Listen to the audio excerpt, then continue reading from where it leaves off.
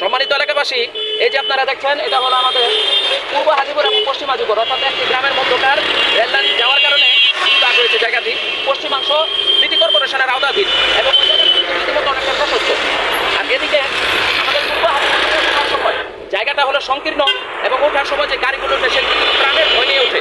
কারণ এদিকে কোনো গতিরোধক মানে স্পিড ব্রেকার, যেটা লোকজন বলে আইলেন, এটা না থাকার কারণে গাড়িগুলি যে বেপরোয়া গতিতে চলে, পূর্ব হাজিপুর থেকে ওঠার সময় গাড়িগুলি প্রাণের ভয় নিয়ে ওঠে, যাত্রীরা থাকে প্রাণ ভয়ে উৎকণ্ঠিত। তো এলাকার একজন নাগরিক হিসাবে আমি কর্তৃপক্ষের সুদৃষ্টি কামনা করছি এ ব্যাপারে যে তারা যেন অতি শীঘ্রই আমাদের এই হাজিপুর স্ট্যান্ডের দুই পাশে, রাস্তার দুই পাশে যেন কমপক্ষে দুটি গতিরোধক স্থাপন করেন এবং অসংখ্য মানুষের যেন হতাহতের ঘটনা থেকে রক্ষা করেন। এই যে দেখুন, এখানে একটি মিশু মাত্র উপরে উঠলো, কিন্তু বড় বড় গাড়ির তীব্র গতির কারণে বিপজ্জনকভাবে সে ডান দিকে মোড় নিয়ে দাঁড়িয়ে আছে। তার একটাই কারণ, বরাবর উঠতে গেলে নিশ্চিত দুর্ঘটনা ঘটবে এবং থেমে থাকলে তাকে আবার পিছনে গিয়ে খালু বেয়ে আবার উঠতে হবে। এই যে একটা ভোগান্তি, এই ভোগান্তির একমাত্র কারণ যে এখানে কোনো রকমের গতিরোধক নেই। যদি থাকতো তবে অবশ্যই জীবনের ঝুঁকি নিয়ে কোনো গাড়িকে এখান দিয়ে উঠতে হতো না।